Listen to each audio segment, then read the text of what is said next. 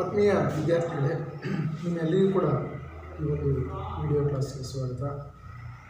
ನಾವು ಕಳೆದ ಒಂದು ಕ್ಲಾಸ್ನಲ್ಲಿ 10ನೇ ತರಗತಿಯ ತ್ರಿಭುಜಗಳು ಈ ಒಂದು ಅಧ್ಯಾಯಕ್ಕೆ ಸಂಬಂಧಪಟ್ಟಂತೆ ಪೈಥಾಗರಸ್ ಪ್ರಮೇಯ ಮತ್ತು ಅದರ ವಿಲೋಮ ಪ್ರಮೇಯ ಮತ್ತು ಅದಕ್ಕೆ ಸಂಬಂಧಪಟ್ಟಿರ್ತಕ್ಕಂಥ ಕೆಲವೊಂದು ಸಮಸ್ಯೆಗಳ ಬಗ್ಗೆ ತಿಳ್ಕೊಂಡಿದ್ದೀವಿ.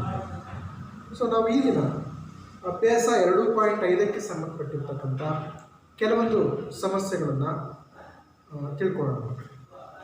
ಸೊ ಅದರಲ್ಲಿ ಮೊದಲನೇ ಒಂದು ಸಮಸ್ಯೆ ಈ ಥರ ಇದೆ. ತ್ರಿಭುಜಗಳ ಬಾಹುಗಳ ಅಳತೆಗಳನ್ನು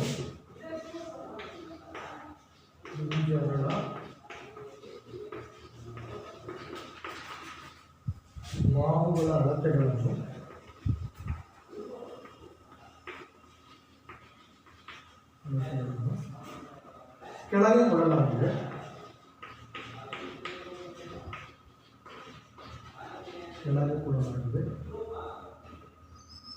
ಅವುಗಳಲ್ಲಿ ಯಾವುದು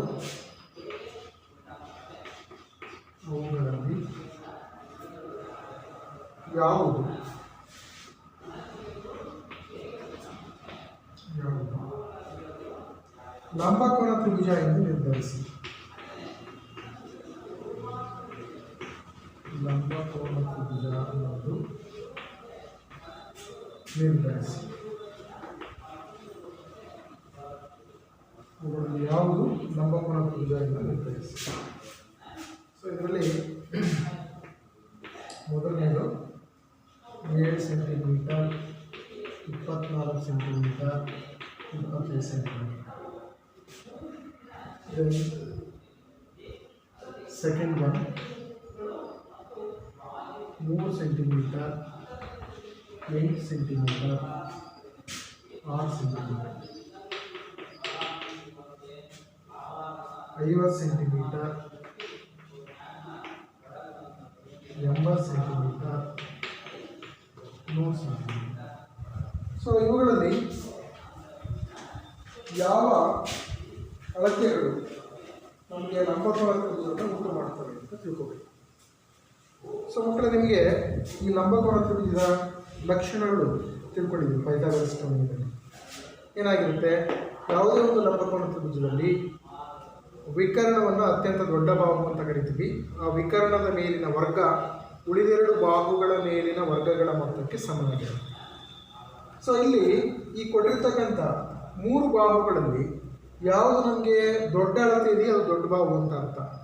ಸೊ ಅದರ ವರ್ಗ ಉಳಿದಿರ್ತಕ್ಕಂಥ 2 ಬಾಹುಗಳ ವರ್ಗಗಳ ಮೊತ್ತಕ್ಕೆ ಸಮನಾಗಿದ್ದರೆ ಸೊ ಆ ಅಳತೆಯ ತ್ರಿಭುಜ ಏನಾಗಿರುತ್ತೆ ಅಂತ ಹೇಳಿದ್ರೆ ನಮಗೆ ಲಂಬಕೋನ ತ್ರಿಭುಜ ಆಗಿದೆ.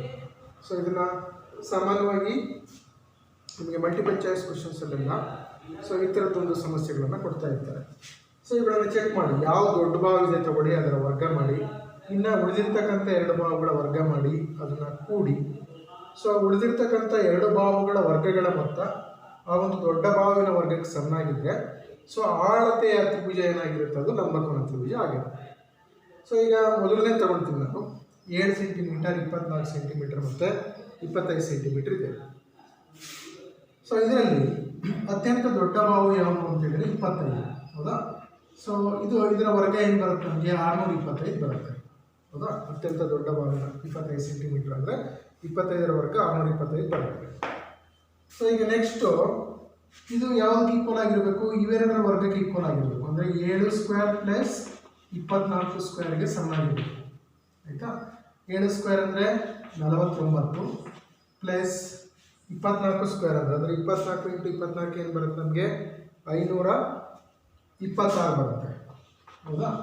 ನೋಡಿ, ಈಗ ಇದನ್ನು ಕೂಡಿ 49, 526, 15, 7, 6. ಸೊ ಇದು 606, ಹೌದಾ? 576 ಅಂದರೆ ಎಷ್ಟಾಗುತ್ತೆ ನಮಗೆ?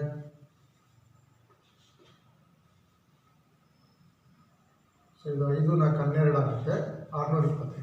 ಸೊ 2 ಈಕ್ವಲ್ ಆಗುತ್ತೆ. ಅಂದರೆ 25 ಸ್ಕ್ವೇರ್ ಯಾವುದಕ್ಕೆ ಈಕ್ವಲ್ ಆಗಿರುತ್ತೆ ಅಂದರೆ 7 ಸ್ಕ್ವೇರ್ ಮತ್ತು 24 ಸ್ಕ್ವೇರ್ ಇವುಗಳ ವರ್ಗಗಳ ಮೊತ್ತಕ್ಕೆ ಸಮನಾಗಿರುತ್ತೆ. ಸೊ ಅದರಿಂದ ನಾವೇನಂತ ಹೇಳ್ಬೋದು, ಈ ಅಳತೆಯ ಒಂದು ತ್ರಿಭುಜ ಯಾವ ತ್ರಿಭುಜ ಆಗಿದೆ ಅಂತ ಹೇಳಿದರೆ ಲಂಬಕೋನ ತ್ರಿಭುಜ ಆಗಿದೆ. ಸೊ therefore ಸೊ ಇಲ್ಲಿ ನಾವೇನು ಆನ್ಸರ್ ಮಾಡ್ತೀವಿ, 7 ಸೆಂಟಿಮೀಟರ್, 24 ಸೆಂಟಿಮೀಟರ್, 25 ಸೆಂಟಿಮೀಟರ್ ಅಳತೆಯ ತ್ರಿಭುಜ ಏನಾಗಿದೆ, ಲಂಬಕೋನ ತ್ರಿಭುಜವಾಗಿದೆ. ಲಂಬಕೋನ ತ್ರಿಭುಜ ಆಗಿದೆ. ಆಯ್ತಲ್ಲ? ಓಕೆ. ಸೊ ಈಗ ನೆಕ್ಸ್ಟು ಎರಡನೇ ಅಳತೆ ನೋಡೋಣ. ಎರಡನೇ ಅಳತೆನಲ್ಲಿ ಎಷ್ಟು ಸೆಂಟಿಮೀಟರ್ ಇದೆ? ಒಂದು 3 ಸೆಂಟಿಮೀಟರ್ ಇದೆ, ಇನ್ನೊಂದು 6 ಸೆಂಟಿಮೀಟರ್ ಇದೆ, ಇನ್ನೊಂದು 8 ಸೆಂಟಿಮೀಟರ್ ಇದೆ. ಸೊ ಇದರಲ್ಲಿ ಅತ್ಯಂತ ದೊಡ್ಡದು ಯಾವುದು? 8 ಸೆಂಟಿಮೀಟರ್. ಸೊ 8ರ ವರ್ಗ ಅಂದರೆ ಎಷ್ಟು ಬರುತ್ತೆ? ನಮಗೆ 64 ಬರುತ್ತೆ. ಸೊ 64 ಯಾವ್ದಕ್ಕೆ ಈಕ್ವಲ್ ಆಗಬೇಕು ಅಂದರೆ ಇವೆರಡರ ವರ್ಗಗಳ ಮೊತ್ತಕ್ಕೆ ಸಮನಾಗಬೇಕು. ಅಂದರೆ 6 ಸೆಂಟಿಮೀಟರ್ ಪ್ಲಸ್ 3ರ ವರ್ಗಕ್ಕೆ ಸಮನಾಗಬೇಕು. ಸೊ ಇವೆರಡೂ ಕೂಡಿದ್ರೆ ಏನು ಬರುತ್ತೆ ನಮಗೆ? 36 ಆಗುತ್ತೆ, ಪ್ಲಸ್ 9 ಆಗುತ್ತೆ. 36 9 45 ಬರುತ್ತೆ.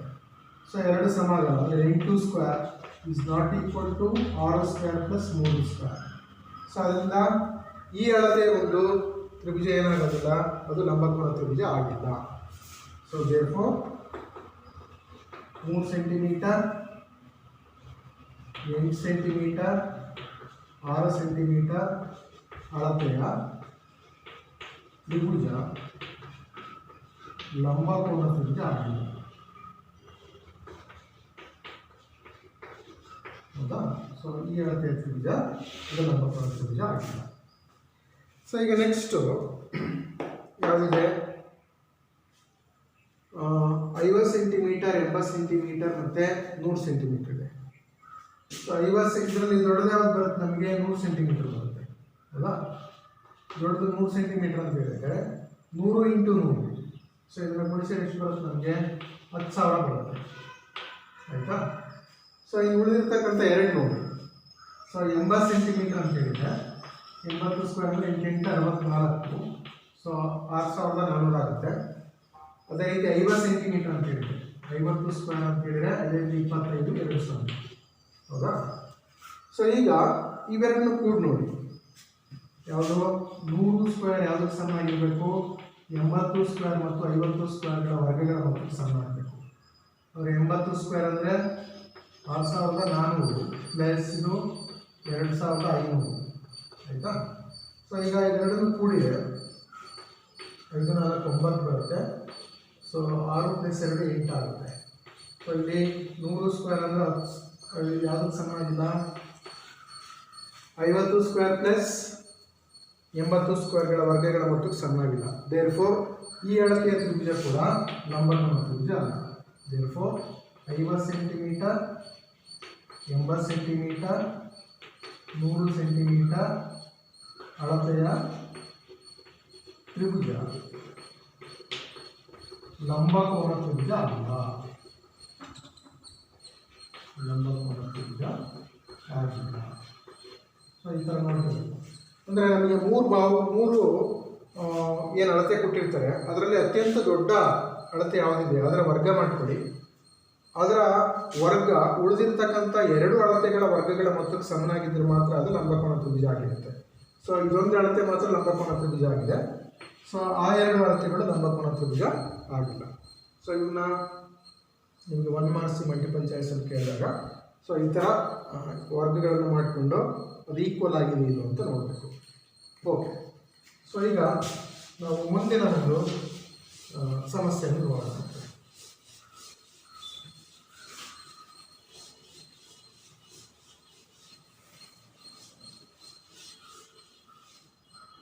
ಸೊ ನೆಕ್ಸ್ಟ್ ಪ್ರಾಬ್ಲಮ್, ಚಿತ್ರದಲ್ಲಿ ಅವರೇ ಚಿತ್ರ ಕೊಟ್ಟಿದ್ದಾರೆ. ಚಿತ್ರದಲ್ಲಿ ತ್ರಿಭುಜ ಎಬಿಡಿಯಲ್ಲಿ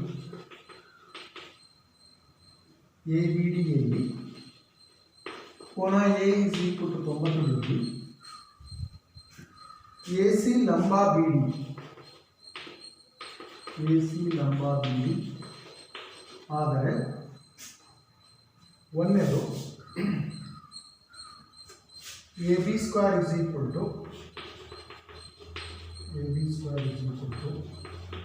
BC × BD, ಎರಡನೇದು AC² BC × DC, and third one A D square is equal to B D into C D ಎಂದು ಸಾಧಿಸಿ. ಹೌದಾ? ಸೊ ಇದರಲ್ಲಿ ಮೂರಿದ್ದಾವೆ. ನಿಮಗೆ ಸಪ್ರೇಟಾಗಿ ಪರೀಕ್ಷೆನಲ್ಲಿ ಒಂದೊಂದೇ ಕೇಳಬಹುದು. ಹೌದಾ? ಸೊ ಅವರು ಚಿತ್ರ ಕೊಟ್ಟಿದ್ದಾರೆ. ಚಿತ್ರ ಈ ಥರ ಇದೆ.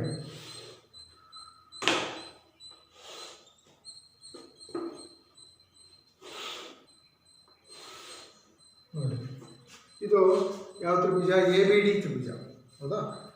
ಸೊ ಎ ಬಿ ಡಿ ತ್ರಿಭುಜ. ಇದರಲ್ಲಿ ನೋಡಿ ಎ 90 ಡಿಗ್ರಿ ಇದೆ, ಮತ್ತು ಎ ಸಿ ಈ ಬಿ ಡಿ ಲಂಬ ಆಗಿದೆ.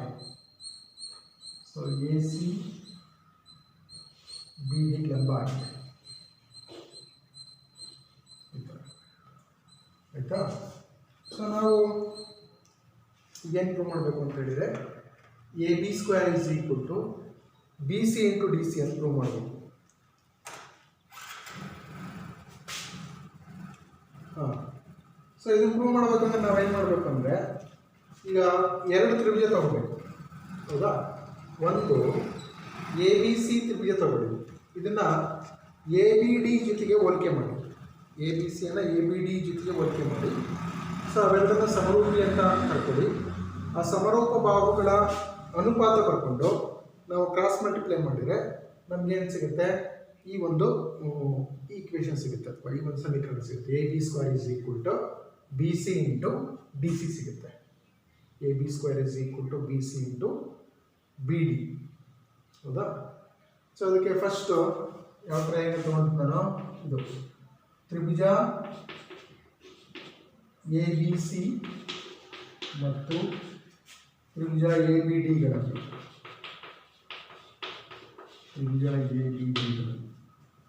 ಸೊ ಒಂದು ತ್ರಿಭುಜ ಈ ಥರ ಬರುತ್ತೆ. ಸೊ ಇದು ಬಿ ಎ ಸಿ. ಸೊ ಇನ್ನೊಂದು ತ್ರಿಭುಜ ಯಾವ ಥರ ಬರುತ್ತೆ ಅಂದರೆ ಈ ಥರ ಬರುತ್ತೆ. ಬಿ ಎ ಡಿ ಬರುತ್ತೆ. ಇದರಲ್ಲಿ 90 ಡಿಗ್ರಿ ಇದೆ. ನೆಕ್ಸ್ಟು ಇದರಲ್ಲಿ ಇದು 90 ಡಿಗ್ರಿ ಇದೆ. ಆಯಿತಾ? ಈಗ ಇವೆರಡು ತ್ರಿಭುಜಗಳನ್ನು ನಾವು ಏನಂತ ಪ್ರೂವ್ ಮಾಡಬೇಕು? ಈಗ ಫಸ್ಟು ಸಮರೂಪಿ ಅಂತ ಪ್ರೂವ್ ಮಾಡಬೇಕು. ಸಮರೂಪಿ ಅಂತ ಹೇಳ್ಬೇಕಾದ್ರೆ ಇದರಲ್ಲಿ ಇರ್ತಕ್ಕಂಥ ಯಾವುದಾದ್ರೂ ಎರಡು ಅನುರೂಪ ಕೋನಗಳು ಸಮ ಅಂತ ಪ್ರೂವ್ ಮಾಡಬೇಕು. ಸೊ ಒಂದು ಈ ಕೋನ 90 ಡಿಗ್ರಿ ಇದೆ. ಎ ಬಿ ಡಿನಲ್ಲಿ ಎ ಕೋನ 90 ಡಿಗ್ರಿ ಇದೆ. ಅದೇ ರೀತಿ ಎ ಬಿ ಸಿನಲ್ಲಿ ಸಿ ಕೋನ 90 ಡಿಗ್ರಿ ಇದೆ. ಸೊ ಇದನ್ನು ಹೇಳ್ಬೋದು, ಕೋನ ಬಿ ಎ ಡಿ ಈಕ್ವಲ್ಸ್ ಕೋನ A C B equals 90 degree. ಹೌದಾ? ಸೊ ಒಂದು ಜೊತೆ ಅನುರೂಪ ಕೋನಗಳು ಸಮ ಆದವು.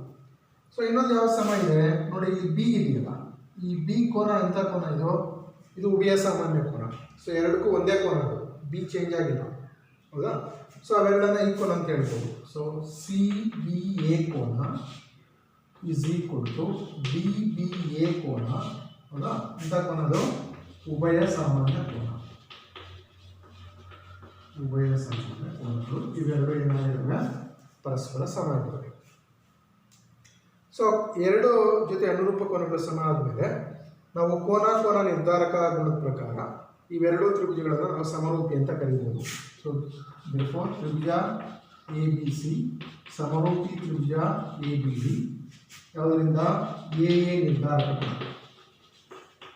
ಎ ನಿರ್ಧಾರಕ ಗುಣ. ಆಯಿತಾ? ಸೊ ಈಗ ಇವೆರಡು ಸಮರೂಪಿ ಆದಮೇಲೆ ಸಮರೂಪ ತ್ರಿಭುಜಗಳ ಬಾಹುಗಳು ಸಮಾನುಪಾತದಲ್ಲಿರ್ತವೆ. ಸೊ ಇದರ ಅನುಪಾತ ಬರೀರಿ ನೋಡಿ. ಇದಕ್ಕೆ ಫಸ್ಟ್ ಇದರಲ್ಲಿ ಲಂಬಕೋನಕ್ಕೆ ಎದುರಾಗಿರೋ ಬಾಹು ಯಾವುದು? A B. ಹೌದಾ? ಡಿವೈಡ್ ಬೈ ಇದರಲ್ಲಿ ಲಂಬಕೋನಕ್ಕೆ ಎದುರಾಗಿರೋ ಬಾಹು ಯಾವುದು? B D equals. ಸೊ ಇದರಲ್ಲಿ ಲಂಬಕೋನ ಮತ್ತು ಉಭಯ ಸಾಮಾನ್ಯ ಕೋನಗಳಿಂದ ಉಂಟಾದ ಬಾಹು ಬಿ ಸಿ. ಸೊ ಅದೇ ರೀತಿ ಇದರಲ್ಲಿ ಯಾವುದು ಬರುತ್ತೆ? ಎ ಬಿ ಬರುತ್ತೆ. ಹೌದಾ? ಈಗೇನು ಮಾಡಿ, ಒರೆ ಗುಣಾಕಾರ ಮಾಡಿ. ಹೌದಾ? ಸೊ ಒರೆ ಗುಣಾಕಾರ ಮಾಡಿದ್ರೆ ನಮ್ಗೆ ಏನು ಸಿಗುತ್ತೆ? A B into A B square ಆಗುತ್ತೆ is equal to B C into B D. ಹೌದಾ? ನೋಡಿ, A B square is equal to B C into B D. So ನಮಗೆ ಏನು ಈಕ್ವೇಷನ್ ಇತ್ತೋ ಆ ಸಮೀಕರಣ ಇಲ್ಲಿ ನಮಗೆ ಬಂದಿದೆ. ಸೊ ಈಗ ಏನು ಪ್ರೂವ್ ಮಾಡಬೇಕು ನಾವು? ಎರಡನೇ ಪ್ರೂವ್ ಮಾಡಬೇಕು, ಹೌದಾ? ಸೊ ಈಗ ಇದೊಂದಾಯಿತು. Next A C square is equal to B C into D C ಅಂತ ಪ್ರೂವ್ ಮಾಡಬೇಕು. ಓಕೆ. ಸೊ ನೆಕ್ಸ್ಟು ಈಗ ಎರಡನೇದು ತೊಗೊಂಡಿದ್ದೀನಿ. ಎರಡನೇದು ಯಾವುದು? ಇದು A C square is equal to B C into D C ಅಂತ ಪ್ರೂವ್ ಮಾಡ್ತೀನಿ, ಆಯಿತಾ? ಸೊ ಇದಕ್ಕೆ ಏನು ಮಾಡ್ತಾ ಇದ್ದೀನಿ ನಾನು? ಎ ಸಿ ಬಿ ತ್ರಿಭುಜ ತೊಗೊಳ್ತೀನಿ, ಹೌದಾ? ಎ ಸಿ ಬಿ ಮತ್ತು ಎ ಸಿ ಡಿ. ಸೊ ಇವೆರಡು ತೊಗೊಳ್ಳಿ. ಇವೆರಡು ತೊಗೊಂಡು ಇವೆರಡಕ್ಕೂ ನೀವು ಪೈಥಾಗರಸ್ ಪ್ರಮೇಯ ಅಪ್ಲೈ ಮಾಡಿ. ಸೊ ಆವಾಗ ನಮಗೆ ಇದು ಸಿಗುತ್ತೆ. So first A C B ತೊಗೊಳ್ತೀನಿ, ತ್ರಿಭುಜ ಎ ಸಿ ಬಿಯಲ್ಲಿ. ಸೊ ತ್ರಿಭುಜ ಎ ಸಿ ಬಿಯಲ್ಲಿ, ಹೌದಾ? ಈ ಎ ಸಿ ಬಿನಲ್ಲಿ ಯಾವುದು 90 ಡಿಗ್ರಿ ಇದೆ ನೋಡಿ, ಲಂಬ ಇದೆ, ಹೌದಾ? So angle A C B is equal to 90 degree ಇದೆ. ಸೊ 90 ಡಿಗ್ರಿ ಇರೋದ್ರಿಂದ ಇದು ಎಂಥ ತ್ರಿಭುಜ ಆಗುತ್ತೆ? ಲಂಬಕೋನ ತ್ರಿಭುಜ ಆಗುತ್ತೆ. ಲಂಬಕೋನ ತ್ರಿಭುಜ ಆಗಿರೋದ್ರಿಂದ ನಾವು ಇದಕ್ಕೆ ಏನು ಮಾಡ್ಬೋದು? ಪೈಥಾಗರಸ್ ಪ್ರಮೇಯದ ನಿರೂಪಣೆ ಬರೀಬೋದು. ಸೊ ಇದೇನು ಬರುತ್ತೆ? ಇದಕ್ಕೆ ಲಂಬಕೋನಕ್ಕೆ ಎದುರಾಗಿರ್ತಕ್ಕಂಥ ಭಾಗ ಯಾವುದು? A B square. A B square ಯಾವ್ದು ಈಕ್ವಲ್ ಆಗಿದೆ ಅಂದರೆ B C square plus A C square ಸಮ ಆಗಿದೆ. ಸೊ ಇದು ಕಾರಣ ಏನು? ಪೈಥಾಗರಸ್ ಪ್ರಮೇಯ. ಪೈಥಾಗರಸ್ ಪ್ರಮೇಯ ಆಗಿರೋದ್ರಿಂದ ನಾವು ಅದಕ್ಕೆ ಲಂಬಕೋನ ತ್ರಿಭುಜಕ್ಕೆ ಅಪ್ಲೈ ಮಾಡಿದಾಗ A B square is equal to B C square plus A C square ಅಂತ ಬರ್ಕೊಂಡಿವಿ. ಸೊ ಈಗ ನಮಗೆ ಇಲ್ಲಿ ಎ ಸಿ ಬೇಕಾಗಿರೋದ್ರಿಂದ ಹಾಗಾದರೆ ಎ ಸಿ ಸ್ಕ್ವೇರ್ ಏನಾಗುತ್ತೆ ಅಂತ ಹೇಳಿದರೆ A C square is equal to A B square minus B C square ಆಗುತ್ತೆ, ಆಯ್ತಲ್ಲ? So A C square is equal to A B square. ಈ ಬಿ ಸಿ ಈ ಕಡೆಗೆ ಬಂದಾಗ ಏನಾಗಿದೆ ಅಂತೇಳಿ ನಮಗೆ ಮೈನಸ್ ಬಿ ಸಿ ಆಗಿದೆ. ಸೊ ಇದನ್ನು ಈಕ್ವೇಷನ್ ನಂಬರ್ ಸಮೀಕರಣ 1 ಅಂತ ಕರೀತೀವಿ. ನೆಕ್ಸ್ಟು ಅದೇ ರೀತಿ ನಾವು ಎ ಸಿ ಡಿನಲ್ಲಿ ತಗೊಳ್ಳಿ. ಇದು ಎ ಸಿ ಡಿನಲ್ಲಿ. ಸೊ ತ್ರಿಭುಜ ಎ ಸಿ ಡಿಯಲ್ಲಿ, ಹೌದಾ? ಸೊ ಎ ಸಿ ಡಿ ತ್ರಿಭುಜದಲ್ಲಿ ಯಾವ 90 ಡಿಗ್ರಿ ಇದೆ? A C D is equal to ಪುನಃ A C D is equal to 90 degree ಇದೆ. ಸೊ ಇದಕ್ಕೆ ಲಂಬಕೋನಕ್ಕೆ ಎದುರಾದ ಭಾವ ಯಾವುದು ಬರುತ್ತೆ? ಎ ಡಿ ಸ್ಕ್ವೇರ್ ಬರುತ್ತೆ. A D square is equal to A C square plus C D square, ಹೌದಾ? ಸೊ ಈಗ ಇದರಲ್ಲೂ ಕೂಡ ಅಷ್ಟೇ ಯಾಕೆ ಬರೆದಿದ್ದೇನೆ ಅಂತಂದರೆ ಬಿಕಾಸ್ ಪೈಥಾಗರಸ್ ಪ್ರಮೇಯ. ಇಲ್ಲಿ ಕೂಡ ಎ ಸಿ ತಗೊಳ್ಳಿ. ಸೊ ಎ ಸಿ ಬೆಲೆ ಏನಾಗುತ್ತೆ? A C square is equal to A D square, ಹೌದಾ, minus C D square. So ಇದನ್ನು ಏನಂತ ಕರ್ಕೊಡಿ? ಸಮೀಕರಣ 2 ಅಂತ ಕರ್ಕೊಡಿ. ಸೊ ಈಗ ನಾನೇನು ಮಾಡ್ತಿದ್ದೀನಿ? ಈ ಸಮೀಕರಣ 1 ಮತ್ತು 2 ಕೂಡ್ತಾ ಇದ್ದೀನಿ. ಸೊ 1 ಮತ್ತು 2 ಕೂಡಿದೇನು ಬರುತ್ತೆ ನಮಗೆ? ಮೊದಲನೇದು A C square plus A C square equals ಇಲ್ಲಿ ಎ ಬಿ ಸ್ಕ್ವೇರ್ ಇದೆ ಮೈನಸ್ ಬಿ ಸಿ ಸ್ಕ್ವೇರ್ ಇದೆ ಪ್ಲಸ್ ಎ ಡಿ ಸ್ಕ್ವೇರ್ ಇದೆ ಮೈನಸ್ ಸಿ ಡಿ ಸ್ಕ್ವೇರ್ ಇದೆ, ಆಯಿತಾ? ಈಗ ಎ ಸಿ ಸ್ಕ್ವೇರ್ ಇದೆ. ಸೊ ಎ ಸಿ ಸ್ಕ್ವೇರ್ ಎರಡನ್ನು ಕೂಡಿ ನಮ್ಗೆ ಏನು ಸಿಗುತ್ತೆ ಅಂತ ಹೇಳಿದರೆ 2 ಎ ಸಿ ಸ್ಕ್ವೇರ್ ಸಿಗುತ್ತೆ, ಹೌದಾ? ಸೊ ಇದು ಇವೆರಡು ಕೂಡಿ 2 ಎ ಸಿ ಸ್ಕ್ವೇರ್ ಆಗುತ್ತೆ ಈಕ್ವಲ್ಸ್ ಇಲ್ಲಿ ಪ್ಲಸ್ಸಿನ ಒಂದು ಕಡೆಗೆ ಬರ್ತದೆ A B square plus A D square minus of B C square plus C D square, ಹೌದಾ? A B square plus A D square ಇದೆ. So A B square plus A D ಸ್ಕ್ವೇರನ್ನು ಇದು ಯಾವುದಕ್ಕೆ ಸಮನಾಗಿರುತ್ತೆ? ಬಿ ಡಿ ಸ್ಕ್ವೇರಿಗೆ ಸಮನಾಗಿರುತ್ತೆ. So ಇಲ್ಲಿ 2 A C square is equal to, so ಇದನ್ನೇನು ಬರ್ಕೊಂಡೆ? ಬಿ ಡಿ ಸ್ಕ್ವೇರ್ ಅಂತ ಬರ್ಕೊಂಡೆ minus B C square minus C D square. So ಇಲ್ಲಿ ರೀಸನ್ ಏನು? Because A B square plus A D square is equal to B D square, Pythagoras ಪ್ರಮೇಯ, ಹೌದಾ? So ಈಗ ನೋಡಿ ಇಲ್ಲಿ ಬಿ ಡಿ ಸ್ಕ್ವೇರ್ ಇದೆ, ಹೌದಾ? ಈ ಬಿ ಡಿ ಸ್ಕ್ವೇರ್ನ ಏನಂತ ಬರ್ಕೊಳ್ತೀನಿ? B C plus C D square ಅಂತ ಬರ್ಕೊಳ್ತೀನಿ. So 2 A C square is equal to B C plus C D whole square minus B C square minus C D square. ಆಯಿತಾ? ಈಗ ಇದನ್ನು ಏನು ಮಾಡಿ, ಇದನ್ನು ಬಿಡಿಸಿದ್ರೆ ಏನು ಸಿಗುತ್ತೆ ನಮಗೆ? ಇದು B C into B C square ಆಗುತ್ತೆ, ಸಿ ಡಿ ಸ್ಕ್ವೇರ್ ಆಗುತ್ತೆ, plus 2 B C into C D ಆಗುತ್ತೆ, 2 B C into C D ಆಗುತ್ತೆ, minus B C square minus C D square ಆಗುತ್ತೆ. ಆಯಿತಾ? ಸೊ ಈಗ ನೋಡಿ ಇವೆಲ್ಲ ಕ್ಯಾನ್ಸಲ್ ಆಗುತ್ತೆ, ಬಿ ಸಿ ಸ್ಕ್ವೇರ್ ಕ್ಯಾನ್ಸಲ್ ಆಗುತ್ತೆ, plus C D minus B C square cancel ಆಗುತ್ತೆ.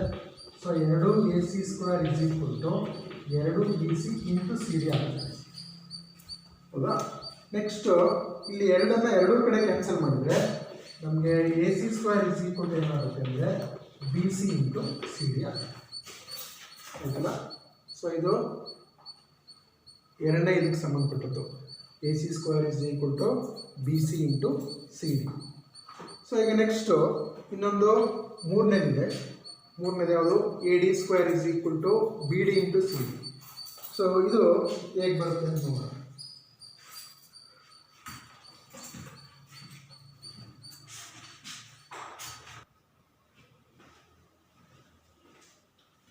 ಓಕೆ,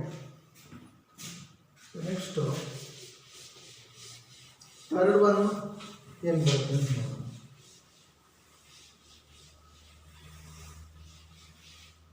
ಓಕೆ, ನಮಗೆ ಮೂರನೇದು ಏನು ಬರುತ್ತೆ ಅಂದರೆ ಏನು ಪ್ರೂವ್ ಮಾಡಬೇಕಾಗಿದೆ ನಾವು?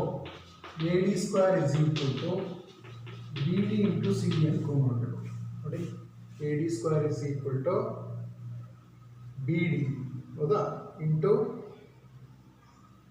ಸಿ ಡಿ ಅಂತ ಪ್ರೂವ್ ಮಾಡಬೇಕು. ಸೊ ಇದಕ್ಕೆ ನಾನು ಮತ್ತೆ 2 ಲಂಬಕೋನ ತ್ರಿಜ್ಯ ತಗೊಳ್ತೀನಿ, ಡಿ ಎ ಸಿ ಮತ್ತು ಡಿ ಎ ಬಿಗಳಲ್ಲಿ. ಸೊ ತ್ರಿಭುಜ ಡಿ ಎ ಸಿ ಮತ್ತು ತ್ರಿಭುಜ ಡಿ ಎ ಬಿಗಳಲ್ಲಿ. ಹೌದಾ? ನೋಡಿ ಇದರಲ್ಲಿ ಏನು ಬರುತ್ತೆ? ಸೊ ಇದು ಡಿ ಎ ಬಿ ಬರುತ್ತೆ, next D A C,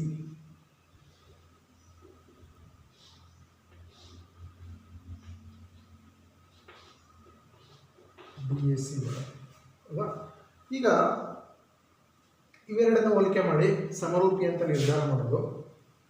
first ಇನ್ನೇನು ಬಂತು ಅದು ಎ ಡಿ ಸ್ಕ್ವೇರ್ಗೆ A D square is B C into B D prove ಮಾಡಿದ್ರಲ್ಲ, ಅದೇ ರೀತಿ ಪ್ರೂವ್ ಮಾಡೋದು. ಸೊ ಇದರಲ್ಲಿ ನಮಗೆ ಇದರಲ್ಲಿ ಈ ಕೋನ 90 ಡಿಗ್ರಿ ಇದೆ, ಅಂದರೆ ಡಿ ಎ ಬಿ ಕೋನ 90 ಡಿಗ್ರಿ ಇದೆ. ನೆಕ್ಸ್ಟು ಡಿ ಸಿ ಎ ಕೋನ 90 ಡಿಗ್ರಿ ಇದೆ. ನೆಕ್ಸ್ಟ್ ಉಭಯ ಸಾಮಾನ್ಯ ಕೋನ ಯಾರು ಬರುತ್ತೆ ಇಲ್ಲಿ ಅಂತೇಳಿದರೆ ನೋಡಿ, ಡಿ ಉಭಯ ಸಾಮಾನ್ಯ ಕೋನ ಆಗುತ್ತೆ. ಸೊ ಇದರಲ್ಲೂ ಡಿ, ಇದರಲ್ಲೂ D. So D D A ಕೋನ is equal to C D A ಕೋನ. ಇಂಥ ಕೋನ ಇವು ಉಭಯ ಸಾಮಾನ್ಯ ಕೋನ. ಆಯಿತಾ? ಸೊ ಇಲ್ಲಿ ಇವೆರಡು ಕೋನಗಳು ಸಮ ಇರೋದ್ರಿಂದ ಕೋನ ನಿರ್ಧಾರಕ ಗುಣದ ಪ್ರಕಾರ ಏನಂತ ಕರೀಬೋದು? ಇವೆರಡು ತ್ರಿಭುಜಗಳನ್ನು ನಾವು ಸಮರೂಪಿ ಅಂತ ಕರೀಬೋದು. ಸೊ ದೇರ್ಫೋರ್ ತ್ರಿಭುಜ ಡಿ ಎ ಸಿ ಸಮರೂಪಿ ತ್ರಿಭುಜ ಡಿ ಎ ಬಿ ಕೋನ ಎ ನಿರ್ಧಾರಕ ಗುಣ, ಎ ನಿರ್ಧಾರಕ ಗುಣ. ಆಯಿತಾ? ಸೊ ಇವು ಸಮರೂಪಿಗಳಾಗಿದ್ದರೆ ಸಮರೂಪ ಭಾವಗಳ ಅನುಪಾತ ಬರೀಬೇಕಾಗುತ್ತೆ. ಸೊ ಇದರಲ್ಲಿ ಲಂಬಕೋನಕ್ಕೆ ಎದುರಾದ ಭಾವ ಯಾವುದು ಬರುತ್ತೆ? ಬಿ ಡಿ ಬರುತ್ತೆ. ಸೊ ಇದರಲ್ಲಿ ಲಂಬಕೋನಕ್ಕೆ ಎದುರಾದ ಭಾವ ಯಾವುದು ಬರುತ್ತೆ? ಸೊ ಇದು ನೋಡ್ಕೋಬೇಕು, ಯಾವುದು ಲಂಬಕೋನಕ್ಕೆ ಎದುರಾದು A D is equal to. Next ಲಂಬಕೋನ ಉಭಯ ಸಾಮಾನ್ಯ ಕೋನಗಳಿಂದ ಉಂಟಾದ ಭಾಗವು ಎ ಡಿ ಬರುತ್ತೆ. ಸೊ ಈ ಚಿತ್ರದಲ್ಲಿ ಯಾವುದು ಬರುತ್ತೆ ಅಂದರೆ ಸಿ ಡಿ ಬರುತ್ತೆ. ಸೊ ಈಗ ಹೊರೆ ಗುಣಕಾರ ಮಾಡಿ A D into A D equals B D into C D. So A D into A D ಅಂದರೆ ಎ ಡಿ ಸ್ಕ್ವೇರ್ ಬರುತ್ತೆ, is equal to B D into C D ಬರುತ್ತೆ. ಆಯ್ತಲ್ಲ? So ಈ ಥರದ್ದು ನಾವು ಇಲ್ಲೇನು ಮಾಡ್ತೀವಿ, ಜಸ್ಟ್ ಹೋಲಿಕೆ ಮಾಡಿ ಸ್ವಲ್ಪ ಸರ್ಕಸ್ ಮಾಡಬೇಕು ಆ ಕಡೆಯಿಂದ ಈ ಕಡೆ. ಸೊ ಏನು ಮಾಡಿದ್ದು ಬರುತ್ತೆ ಪ್ರಾಬ್ಲಮ್ ಅಂತ ನೋಡಿ. ಸೊ ಇಲ್ಲೆಲ್ಲ ಅಪ್ಲೈ ಮಾಡೋದು ಏನು ಅಂತ ಹೇಳಿದರೆ ನಮಗೆ ಪೈಥಾಗರಸ್ ಪ್ರಮೇಯದ ಮತ್ತು ಥೇಲ್ಸ್ ಪ್ರಮೇಯದ ಅನುಪಾತಗಳು, ಅವುಗಳನ್ನು ನಾವು ಇದಕ್ಕೆ ಆದೇಶ ಮಾಡಿದಾಗ ಸೊ ಈ ಥರದ ಸಮಸ್ಯೆಗಳನ್ನು ಬಿಡಿಸ್ಬೋದು. ಸೊ ಈಗ ಮುಂದಿನ ಒಂದು ಸಮಸ್ಯೆಯನ್ನು ನೋಡೋಣ.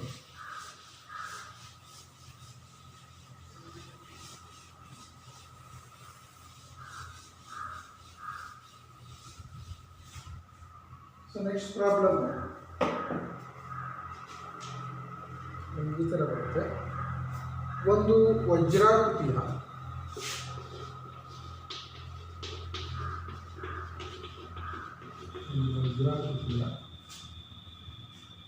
ಎಲ್ಲ ಬಾಹುಗಳ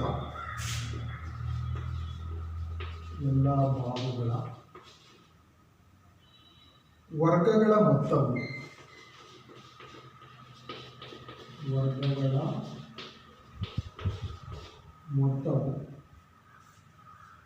ಅದರ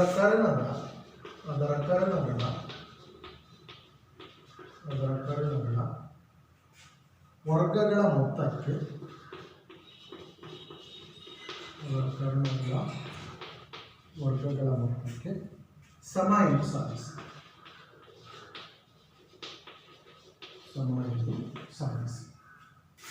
ಸೊ ನಿಮಗೆ ವಜ್ರಾಕೃತಿ ಗೊತ್ತಿದೆ. ವಜ್ರಾಕೃತಿ ಇಲ್ಲಿ ಯಾವ ಥರ ಇರುತ್ತೆ ಅಂದರೆ, ವಜ್ರಾಕೃತಿನಲ್ಲಿ ಎಲ್ಲ ಬಾಹುಗಳು ಸಮ ಇರ್ತವೆ, ಹೌದಾ? ಮತ್ತು ಕರ್ಣಗಳು ಪರಸ್ಪರ ಲಂಬವಾಗಿ ವರ್ತಿಸ್ತವೆ. ಸೊ ಇದು ವಜ್ರಾಕೃತಿಯ ಒಂದು ಲಕ್ಷಣ.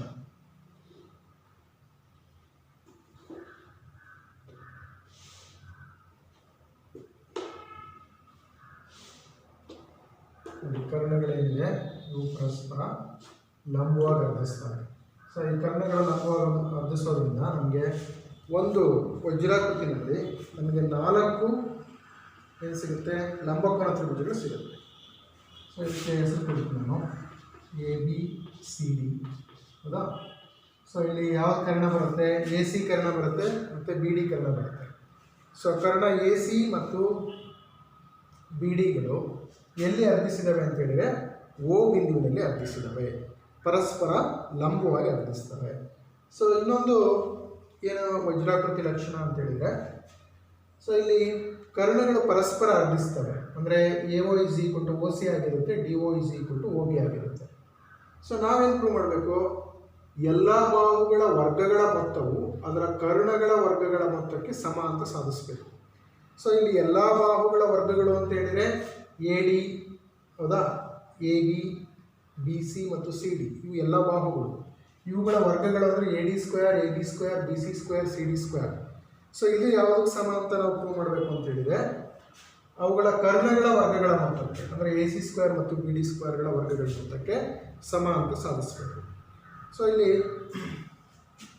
ABCD ಒಂದು ಸೊಲ್ಯೂಷನ್, ABCD ಒಂದು ವಜ್ರಾಕೃತಿ, ಹೌದಾ?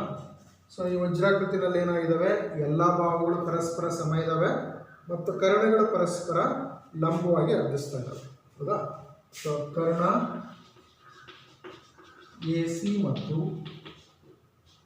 BDಗಳು ಪರಸ್ಪರ ಲಂಬವಾಗಿ ಅರ್ಧಿಸುತ್ತವೆ,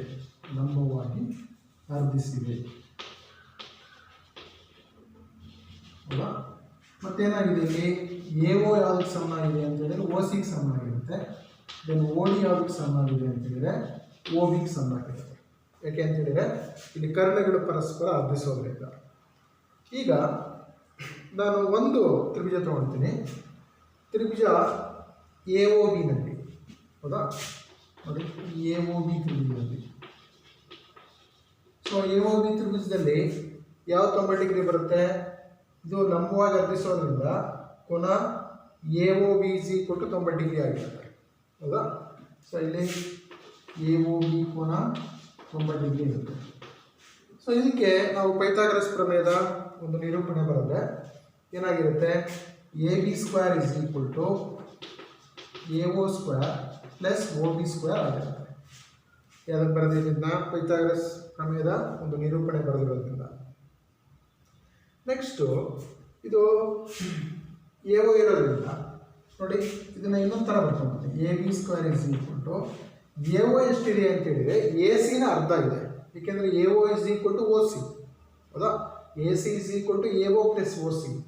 and A O is equal to ಏನು ಬರುತ್ತೆ, ಆಫ್ ಆಫ್ ಎ ಸಿ ಬರುತ್ತೆ, ಹೌದಾ? ಸೊ ಇದನ್ನ ಎ ಒ ಸ್ಕ್ವೇರನ್ನು ನಾನು A C by 2 whole square ಅಂತ ಬರ್ಕೋಬೋದು. ಇದು A C by 2 whole square ಅಂತ ಬರ್ಕೊಳ್ತೀನಿ. ಪ್ಲಸ್ ಒ ಬಿ ಸ್ಕ್ವೇರ್ ಇದೆಯಲ್ಲ, ಇದನ್ನು B D by 2 whole square ಅಂತ ಬರ್ಕೊಳ್ತೀನಿ. B D by 2 whole square. So ಈಗ ನೆಕ್ಸ್ಟ್ ಇದನ್ನು ಬಿಡಿಸಿದರೆ ನಮಗೆ A B square equals A C square divide by 4 ಆಗುತ್ತೆ. ಅಂದರೆ 2 ಸ್ಕ್ವೇರ್ ಆಗುತ್ತೆ, ಕ್ಯಾನ್ಸಲ್ ಬಿಡಿಸಿದೆ. A C square by 2 square ಅಂದರೆ 4 ಬರುತ್ತೆ. ಪ್ಲಸ್ ಇದು B D square by 2 square ಅಂತೇಳಿ 4 ಬರುತ್ತೆ, ಆಯಿತಾ? ಸೊ ಈಗ ಎರಡು ಕಡೆ 4ಅನ್ನು ನೀವು ಎಲ್ ಸಿ ಎಮ್ ತಗ ಆ ಕಡೆ ಹಾಕಿದ್ರೆ ನಮ್ಗೆ ಇಲ್ಲೇನು ಬರುತ್ತೆ, 4 A B square is equal to A C square plus B D square ಆಗುತ್ತೆ, ಆಯಿತಾ?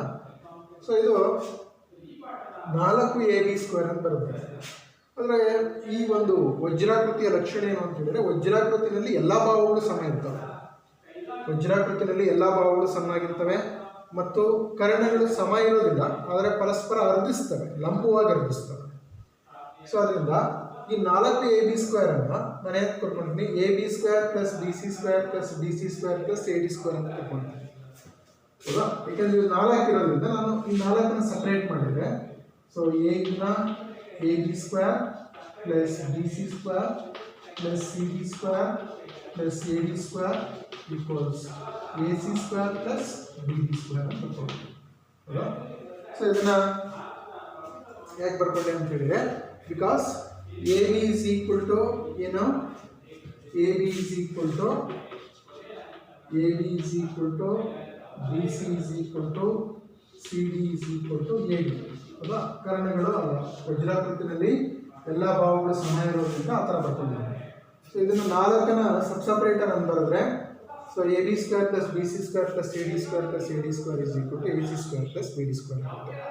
ಸೊ ಈಗ ನಮಗೆ ಏನು ಸಾಧಿಸಿದ್ದೀವಿ ನೋಡಿ, ಎಲ್ಲ ಭಾವಗಳ ವರ್ಗಗಳ ಮೊತ್ತ ನೋಡಿ, ಇಲ್ಲಿ ಎಲ್ಲ ಭಾವಗಳು ಬಂದು ಇವುಗಳ ವರ್ಗಗಳ ಮೊತ್ತ ನಡುವೆ ಎಲ್ಲ ಪ್ಲಸ್ ಬಂದಿದೆ.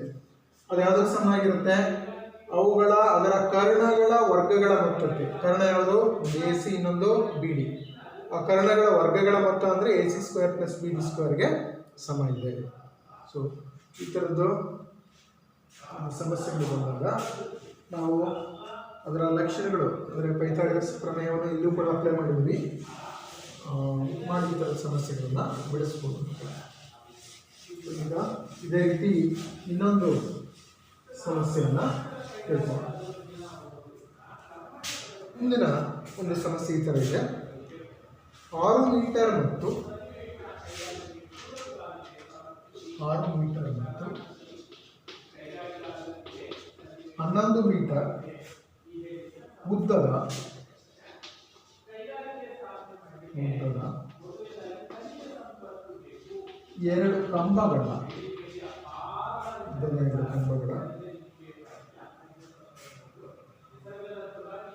ಕಂಬಗಳು ಸಮತಟ್ಟಾದ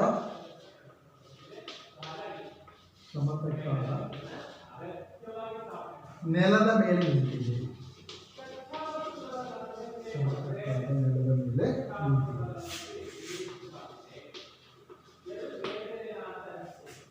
ಆ ಕಂಬಗಳ ಪಾದಗಳ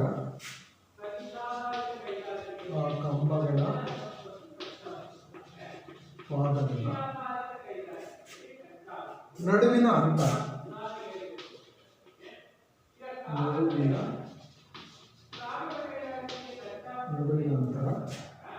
12 ಮೀಟರ್ ಆದರೆ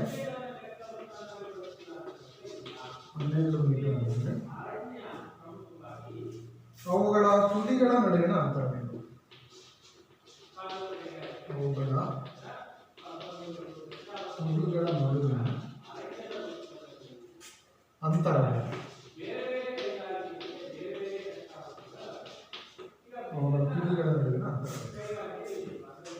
ಈ ಥರದ್ದು ಅಪ್ಲಿಕೇಶನ್ ಲೆವೆಲ್ ಪ್ರಾಬ್ಲಮನ್ನು ನಿಮಗೆ ಪರೀಕ್ಷೆಯಲ್ಲಿ ಕೇಳ್ತಾರೆ, ಹೌದಾ?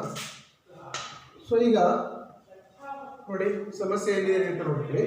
ಒಂದು 6 ಮೀಟರ್ ಮತ್ತು 11 ಮೀಟರ್ ಉದ್ದದ 2 ಕಂಬಗಳು ಸಮತಟ್ಟಾದ ನೆಲದ ಮೇಲೆ ನಿಂತಿದ್ದಾವೆ.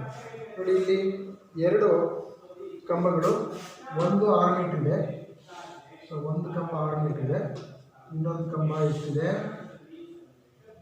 ನೋಡಿ, ಈ ಥರ ನೆಲದ ಮೇಲೆ ನಿಂತಿದೆ 2 ಕಂಬ ಆಯಿತಾ. ಸೊ ಇದು 6 ಮೀಟರ್ ಇದೆ, ಇನ್ನೊಂದು ಇದು 11 ಮೀಟರ್ ಇದೆ ಆಯಿತಾ. ನೆಕ್ಸ್ಟು ಈ 2 ಕಂಬಗಳನ್ನು ನಾನು ಎ ಬಿ ಮತ್ತು ಸಿ ಡಿ ಅಂತ ಕರ್ಕೊಳ್ತೀನಿ ಆಯಿತಾ. 2 ಕಂಬಗಳು 6 ಮೀಟರ್ ಉದ್ದದ್ದೊಂದು, 11 ಮೀಟರ್ ಉದ್ದೊಂದು, 2 ಕಂಬಗಳು ಸಮತಟ್ಟಾಗಿರ್ತಕ್ಕಂಥ ನೆಲದ ಮೇಲೆ ನಿಂತಿದ್ದಾವೆ. ಸೊ ಈ ನೆಲದ ಮೇಲೆ ನಿಂತಿದ್ದಾವೆ ಅಂದರೆ ಈ ಕಂಬಗಳು ಯಾವಾಗಲೂ ಲಂಬ ಕೋನ 90 ಡಿಗ್ರಿಗೆ ಕರೆಕ್ಟಾಗಿ ನಿಂತಿರ್ತವೆ. 90 ಡಿಗ್ರಿ ಇಲ್ಲ ಅಂತ ಹೇಳಿದ್ರೆ ಬಿದ್ದೋಗುತ್ತೆ. ಸೊ ನೆಲದ ಮೇಲೆ ಯಾವುದೇ ಗೋಡೆ ಇದೆ, ಕಂಬ ಇದೆ ಅಂತಂದರೆ 90 ಡಿಗ್ರಿನೇ ಇರುತ್ತೆ. ಸೊ ಈ ಪಾದಗಳ ನಡುವಿನ ಅಂತರ 12 ಮೀಟರ್ ಇದೆ, ಅಂದರೆ ಇದು 12 ಮೀಟರ್ ಇದೆ ಹೌದಾ. ನೆಕ್ಸ್ಟ್ ಏನು ಕೇಳಿದರೆ ಅವುಗಳ ತುದಿಗಳ ಅಂತರವೇನು, ಅಂದರೆ ಎ ಸಿ ಬೆಲೆ ಏನು ಅಂತ ಕೇಳಿದ್ದಾರೆ. ಸೊ ಇವೆರಡೂ ಕಂಬಗಳ ತುದಿಗಳಿಗಿರ್ತಕ್ಕಂಥ ಅಂತರ ಏನು ಅಂತ ಕೇಳಿದ್ದಾರೆ ಆಯಿತಾ. ಸೊ ಈಗ ಇಲ್ಲಿ ಏನು ಕೊಟ್ಟಿದ್ದಾರೆ ಅಂತ ತಗೊಳ್ಳಿ ನೋಡಿ. ಕಂಬಗಳು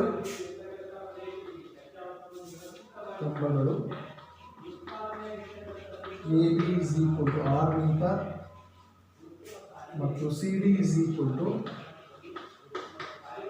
11 ಮೀಟರ್ ಆಗುತ್ತೆ ಆಯಿತಾ. ಸೊ ಈಗ ನಾನಿಲ್ಲಿ ಇನ್ನೊಂದು ಏನು ಮಾಡ್ತಿದ್ದೀನಿ ಅಂತ ಹೇಳಿದರೆ, ಸೊ ಈ ಬಿ ಡಿಗೆ ಸಮಾಂತರವಾಗಿಬಿಟ್ಟು ಇನ್ನೊಂದು ಸಿ ಪಿಯನ್ನು ಹೇಳ್ತೀನಿ, ಎ ಪಿಯನ್ನು ಹೇಳ್ತೀನಿ ಹೌದಾ. ಕಂಬಗಳು ಎ ಬಿ ಮತ್ತು ಸಿ ಡಿ ಆಗಿದೆ. ಸೊ ಕಂಬಗಳ ನಡುವಿನ ಅಂತರ ಎಷ್ಟಿದೆ, 12 ಮೀಟರ್ ಇದೆ. ಸೊ ಕಂಬಗಳ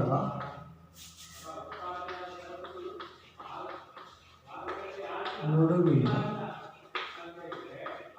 ಅಂತರ ಬಿ ಡಿ ಹೌದಾ is equal to A P is equal to 12 metre ಆಯಿತಾ. ನೆಕ್ಸ್ಟು ಏನು ಕೇಳಿದ್ದೇನೆ, ಅವುಗಳ ತುದಿಗಳ ನಡುವಿನ ಅಂತರ, ಅಂದರೆ ತುದಿಗಳ ಅಂತರ ಅಂತ ಹೇಳಿದೆ. ಸೊ ಕಂಬಗಳ ತುದಿಗಳ ಅಂತರ ಯಾವುದು, A C. So A C ಬೆಲೆ ಏನು ಅಂತ ಕೇಳಿದ್ದಾರೆ ಆಯಿತಾ. ಸೊ ಈಗ ನಮಗೆ ಬಿ ಡಿ ಎಷ್ಟಿರುತ್ತೋ ಎ ಬಿನೂ ಕೂಡ ಅಷ್ಟೇ ಇರುತ್ತೆ ಹೌದಾ. ಬಿ ಡಿ ಎಷ್ಟಿರುತ್ತೋ ಎ ಬಿನೂ ಕೂಡ ಅಷ್ಟೇ ಇರುತ್ತೆ. ಸೊ ಇದು 12 ಇತ್ತು ಅಂದರೆ ಇದು ಕೂಡ 12 ಇದೆ. ಈಗ ನಮಗೆ ಎ ಬಿ ಎಷ್ಟಿರುತ್ತೋ ಪಿ ಡಿ ಅಷ್ಟೇ ಇರುತ್ತೆ ಹೌದಾ. ಹಾಗಾದರೆ ಸಿ ಪಿ ಹೇಗೆ ಸಿಗುತ್ತೆ ಅಂದರೆ, ಈ ಸಿ ಡಿನಲ್ಲಿ ಎ ಬಿ ಕಳೆದ್ರೆ ನಮಗೆ ಸಿ ಪಿ ಸಿಗುತ್ತೆ ಆಯಿತಾ. ಸೊ ಇಲ್ಲಿ C P is equal to, C P ಗೊತ್ತಿಲ್ಲ ನನಗೆ, C P is equal to ಏನಾಗಿರುತ್ತೆ, ಈ 11ರಲ್ಲಿ 6 ಕಳೆದ್ರೆ ಎಷ್ಟು, 5 ಮೀಟ್ರ್. ಸೊ 5 ಮೀಟ್ರು ಇದಾಗಿರುತ್ತೆ ಯಾವುದು, ಸಿ ಪಿ ಹೌದಾ. ಏಕೆಂದರೆ ಎ ಬಿ ಎಷ್ಟಿರುತ್ತೋ ಅಷ್ಟೇ ಪಿ ಡಿ ಇರುತ್ತೆ. ಸೊ ಇಲ್ಲಿಂದ ಇಲ್ಲಿಗೆ 6 ಮೀಟ್ರ್ ಇತ್ತು ಅಂದರೆ, ಸೊ ಇಲ್ಲಿಂದ ಇಲ್ಲಿಗೆ 11 ಇದೆ, ಇಲ್ಲಿಂದ ಇಲ್ಲಿಗೆ 6 ಇದೆ ಅಂತ ಹೇಳಿದ್ರೆ ಇಲ್ಲಿಂದ ಇಲ್ಲಿಗೆ ಎಷ್ಟಿರುತ್ತೆ, 5 ಇರುತ್ತೆ. ಸೊ ಇದು 5 ಆಗುತ್ತೆ ಸಿ ಪಿ. ನೋಡಿ ಇದು ಎ ಪಿ ಸಿ ತ್ರಿಭುಜ ತಗೊಳ್ಳಿ, ತ್ರಿಭುಜ ಎ ಪಿ ಸಿಯಲ್ಲಿ ಸೊ ಇದು 90 ಡಿಗ್ರಿ ಇರುತ್ತೆ. ಎ ಪಿ ಸಿ ತ್ರಿಭುಜ A P C angle A P C ಅಥವಾ ಕೋನ A P C is equal to 90 degree ಇರುತ್ತೆ. ಸೊ ಇದು 90 ಡಿಗ್ರಿ ಇರೋದ್ರಿಂದ ನಮಗೆ ಎಂಥ ತ್ರಿಭುಜ ಆಯ್ತಿದೋ, ಇದು ಲಂಬಕೋನ ತ್ರಿಭುಜ ಆಯಿತು. ಸೊ ಇದು ಲಂಬಕೋನ ತ್ರಿಭುಜ ಆಗಿರೋದ್ರಿಂದ ಇದಕ್ಕೆ ನಾವು ಪೈಥಾಗರಸ್ ಪ್ರಮೇಯ ಅಪ್ಲೈ ಮಾಡಿದರೆ ಏನು ಬರುತ್ತೆ, ಸೊ ಇದು ಲಂಬಕೋನ ಅಂತ ಹೇಳಿದರೆ ಇದಕ್ಕೆ ಎದುರಾದ ವಿಕರಣ ಯಾವುದು, A C square. So A C square is equal to ಏನಾಗಿರುತ್ತೆ, A P square plus C P square ಆಗಿರುತ್ತೆ. ಬಿಕಾಸ್ ಪೈಥಾಗರಸ್ ಪ್ರಮೇಯ,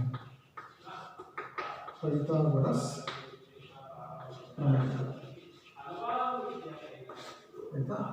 ಸೊ ಈಗ ಇದಕ್ಕೆ ಈ ಬೆಲೆಗಳನ್ನು ಆದೇಶ ಮಾಡಿ. ಎ ಪಿ ಸ್ಕ್ವೇರ್ ಅಂದರೆ ಎಷ್ಟು, 12 square plus C P square ಎಷ್ಟು, 5 square. So A C square is equal to 144 plus 25 ಆಗ್ತದೆ. ಅಂದರೆ ನಮಗೆ A C square is equal to ಎಷ್ಟಾಗುತ್ತೆ, A C square is equal to 169 ಆಗುತ್ತೆ. 169 A C is equal to root of 169 ಅಂದರೆ A C ಬೆಲೆ ಎಷ್ಟಾಗುತ್ತೆ, 13 metre ಹೌದಾ. ಅಂದರೆ ಇಲ್ಲಿ ಕಂಬಗಳ ತುದಿಗಳ ಅಂತರ 13 ಮೀಟರ್. ಕಂಬಗಳ ತುದಿಗಳ ಅಂತರ ಎಷ್ಟಿದೆ ಅಂತ ಹೇಳಿದ್ರೆ 13 ಮೀಟರ್. ಸೊ ಈ ಥರದ್ದೆಲ್ಲ ಅನ್ವಯ ಆಧಾರಿತ ಸಮಸ್ಯೆಗಳು. ಇದನ್ನೇ ಬೇರೆ ಥರ ಕೇಳ್ಬೋದು. ಸೊ ಇದಕ್ಕೆ ನಾವು ಅಪ್ಲೈ ಮಾಡಿರೋದು ಏನು ಅಂತ ಹೇಳಿದ್ರೆ ಪೈಥಾಗರಸ್ ಪ್ರಮೇಯದ ನಿರೂಪಣೆ ಅಪ್ಲೈ ಮಾಡಿರೋದು ಅಷ್ಟೇ. ಸೊ ಈ ಥರದ ಪ್ರಶ್ನೆಗಳನ್ನೆಲ್ಲ ನಿಮಗೆ ಪರೀಕ್ಷೆನಲ್ಲಿ ಕೇಳ್ತಾರೆ.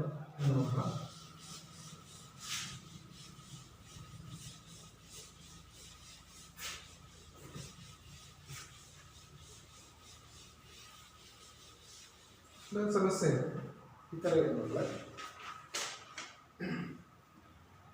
ಸರಿಯಾದ ಉತ್ತರ ಗುರುತಿಸಿ ಮತ್ತು ಸಮರ್ಥಿಸಿ. ಸರಿಯಾದ ಉತ್ತರ ಗುರುತಿಸಿ ಮತ್ತು ಸಮರ್ಥಿಸಿ.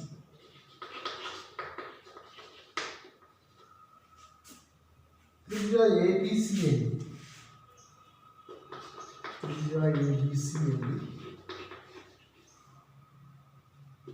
AB is equal to 6√3, AC is equal to 12 centimeter, BC is equal to 6 centimeter. ಆದರೆ BU ಅಂದರೆ B ಕೋನ BU 120 degree, B 60 degree, C 90 degree, B 40 degree. So ಇದರಲ್ಲಿ ಯಾವುದಾಗುತ್ತೆ ಅಂತ ನೋಡಬೇಕು. ಆಯಿತಾ? ನೋಡಿ, ಇಲ್ಲಿ ಒಂದು ತ್ರಿಭುಜ ಕೊಟ್ಟಿದ್ದಾರೆ, ತ್ರಿಭುಜ ABC ತ್ರಿಭುಜ. ಹೌದಾ? ಸೊ ಈ ಥರದ್ದೊಂದು ತ್ರಿಭುಜ ಬರ್ಕೊತಿದ್ದೀನಿ ನಾನು.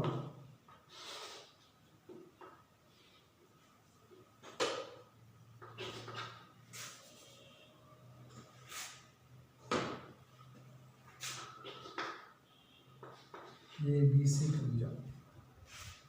ಈ ABC ತ್ರಿಭುಜದಲ್ಲಿ AB ಬಾವಿನ ಅಳತೆ ಕೊಟ್ಟಿದ್ದಾರೆ 6√3. ಹೌದಾ? ನೆಕ್ಸ್ಟ್ AC ಬಾವು 12 ಸೆಂಟಿಮೀಟರ್ ಇದೆ ಅಂತ ಹೇಳ್ತಾರೆ, BC 6 ಸೆಂಟಿಮೀಟರ್ ಇದೆ ಅಂತ ಹೇಳ್ತಾರೆ. ಹೌದಾ?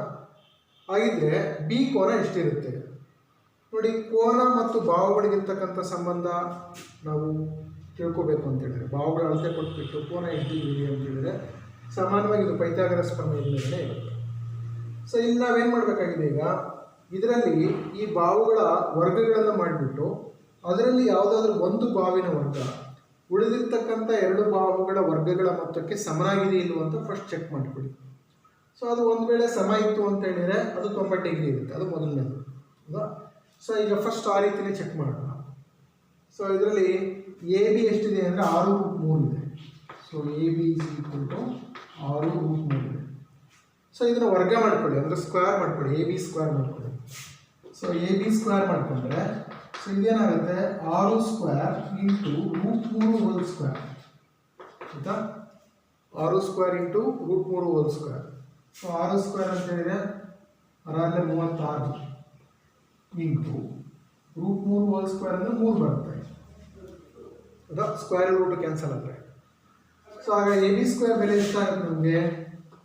6 15ಕ್ಕೆ ಇಂಟು 1, ಸೊ 3 9 108 ಆಗುತ್ತೆ. AB ಸ್ಕ್ವೇರ್ ಬೆಲೆ. ಹೌದಾ? ABನ ವರ್ಗ ಎಷ್ಟು ಬರುತ್ತೆ? 108 AB square is equal to 108 centimetre ಆಗುತ್ತೆ. ಸೊ ಅದೇ ರೀತಿ AC ಸ್ಕ್ವೇರ್ ಮಾಡ್ಕೊಳ್ಳಿ. AC square is equal to ಎಷ್ಟಾಗುತ್ತೆ? AC ಬೆಲೆ AC ಎಷ್ಟಿದೆ? 12 ಇದೆ. ಹಾಗಾದರೆ AC ಸ್ಕ್ವೇರ್ ಎಷ್ಟಾಗುತ್ತೆ? 12 ಸ್ಕ್ವೇರ್ ಅಂದರೆ 140 12 ವರ್ಗ. ನೆಕ್ಸ್ಟ್ ಯಾವುದಿದೆ? BC ಇದೆ. ಹೌದಾ? AC ಆದಮೇಲೆ BC ಇದೆ. ಸೊ BC ಸ್ಕ್ವೇರ್ ಎಷ್ಟಾಗುತ್ತೆ? BC square is equal to 36 36. ಆಯಿತಾ? ಸೊ ಈಗ ನಮಗೆ ಏನಾಗಬೇಕು? ಇವೆರಡರ ವರ್ಗ ಅದಕ್ಕೆ ಈಕ್ವಲ್ ಆಗುತ್ತೆ. ಹೌದಾ? ಈಕ್ವಲ್ ಆಗುತ್ತೆ ಇಲ್ಲ ಫಸ್ಟ್ ನೋಡ್ಕೊಳ್ಳಿ. ಇದರಲ್ಲಿ ಯಾವ ದೊಡ್ಡದಿದೆ ನಮಗೆ? AC ಸ್ಕ್ವೇರ್ ದೊಡ್ಡದಿದೆ. ಹೌದಾ? So AC square is equal to 144 ಇದೆ. ಆಯಿತಾ? ಸೊ ಇದೇ ದೊಡ್ಡ ಬಾವು. ಸೊ ಇದು ಉಳಿದಿರ್ತಕ್ಕಂಥ 2 ಬಾಹುಗಳ ವರ್ಗಗಳ ಮೊತ್ತಕ್ಕೆ ಸಮನಾಗಿದೆ ಅಂತ ನೋಡ್ಕೊಳ್ಳಿ. AB square plus BC square equal ಆಗಿದೆ ಅಂತ ನೋಡ್ಕೊಳ್ಳಿ. ಸೊ AC ಸ್ಕ್ವೇರ್ ಅಂತ ಹೇಳಿದ್ರೆ 144 is equal to A B square ಅಂತ ಹೇಳಿದರೆ 108 ಪ್ಲಸ್ 36. ನೋಡಿ ಎರಡನ್ನು ಕೂಡಿದ್ರೆ 144 ಬರುತ್ತೆ. ಅಂದರೆ ಅಲ್ಲೇನಾಗಿದೆ, ಒಂದು ದೊಡ್ಡ ಬಾಹುವಿನ ವರ್ಗ ಉಳಿದಿರ್ತಕ್ಕಂಥ ಎರಡು ಬಾಹುಗಳ ವರ್ಗಗಳ ಮೊತ್ತಕ್ಕೆ ಸಮನಾಗಿದೆ. ಸೊ ಅದರಿಂದ ಯಾವುದು ನಮಗೆ 90 ಡಿಗ್ರಿ ಇರುತ್ತೆ, ಇದು ಬಿ ಕೋನ ಎಷ್ಟಿರುತ್ತೆ ಅಂದರೆ 90 ಡಿಗ್ರಿ ಇರುತ್ತೆ. ಯಾಕೆ 90 ಡಿಗ್ರಿ ಇರುತ್ತೆ ನೋಡಿ, ಇದನ್ನೇ ನೀವು 90 ಅಂತ ತೊಗೊಂಡ್ರೆ ಇದರ ವರ್ಗ ಎ ಸಿ ಸ್ಕ್ವೇರ್ ಹೌದಾ, ಯಾವ್ದಕ್ಕೆ ಈಕ್ವಲ್ ಆಗಿದೆ, ಉಳಿದಿರ್ತಕ್ಕಂಥ ಎರಡು ಬಾಹುಗಳ ವರ್ಗಗಳ ಮೊತ್ತಕ್ಕೆ ಸಮನಾಗಿರೋದ್ರಿಂದ ನಮಗೆ ಬಿ ಕೋನ ಎಷ್ಟಿರುತ್ತೆ ಅಂದರೆ ಕೋನ B is equal to 90 degree ಇರುತ್ತೆ. ಕೋನ B is equal to 90 degree. Because ಯಾಕೆ ಅಂತ ಹೇಳಿದ್ರೆ ಪೈಥಾಗರಸ್ ಅಂದರೆ ನಮಗೆ ಒಂದು ವಿಕರಣದ ವರ್ಗ ಉಳಿದಿರ್ತಕ್ಕಂಥ ಎರಡು ಬಾಹುಗಳ ವರ್ಗಗಳ ಮೊತ್ತಕ್ಕೆ ಸಮ ಇರೋದ್ರಿಂದ ಸೊ ನಮಗೆ ಇದನ್ನು ಬಿ ಕೋನ ಎಷ್ಟಿರುತ್ತೆ ಅಂತ ಹೇಳಿದ್ರೆ 90 ಡಿಗ್ರಿ ಇರುತ್ತೆ. ಸೊ ಇದರಲ್ಲಿ ಆಪ್ಷನ್ ಯಾವ್ದು ಬರುತ್ತೆ ಅಂತ ಹೇಳಿದ್ರೆ ಸಿ ಆಪ್ಷನ್ ಈಸ್ ರೈಟ್ ಹೌದಾ. ಸೊ ನಿಮಗೆ ಇದೇ ಥರದ್ದು ಸಮಸ್ಯೆಗಳು ಅಭ್ಯಾಸ 2.5ರಲ್ಲಿ ಇದು ಉಳಿದಿರ್ತಕ್ಕಂಥ ಕೆಲವಾರು ಸಮಸ್ಯೆಗಳಿದ್ದಾವೆ. ಸೊ ಇಲ್ಲಿಗೆ ನಮಗೆ ಈ ಒಂದು ಅಧ್ಯಾಯ ಕಂಪ್ಲೀಟ್ ಆಯಿತು, ತ್ರಿಭುಜಗಳ ಅಧ್ಯಾಯ. ಸೊ ಮುಂದಿನ ತರಗತಿಯಲ್ಲಿ ಮುಂದಿನ ಒಂದು ಅಧ್ಯಾಯದ ಬಗ್ಗೆ ನಾವು ತಿಳ್ಕೊಳ್ಳೋಣ. ಸೊ ನಿಮಗೆ ಹೋಮ್ವರ್ಕಲ್ಲಿ ನಿಮಗೆ ಅಭ್ಯಾಸ 2.5ರಲ್ಲಿ ಉಳಿದಿರ್ತಕ್ಕಂಥ ಹಲವಾರು ಸಮಸ್ಯೆಗಳಿದ್ದಾವೆ. ಆ ಸಮಸ್ಯೆಗಳನ್ನು ನೀವು ಮನೆಯಲ್ಲಿ ಮಾಡಿ ಮುಂದಿನ ಒಂದು ಕ್ಲಾಸಲ್ಲಿ ನಾವು ಭೇಟಿಯಾಗೋಣ. Thank you.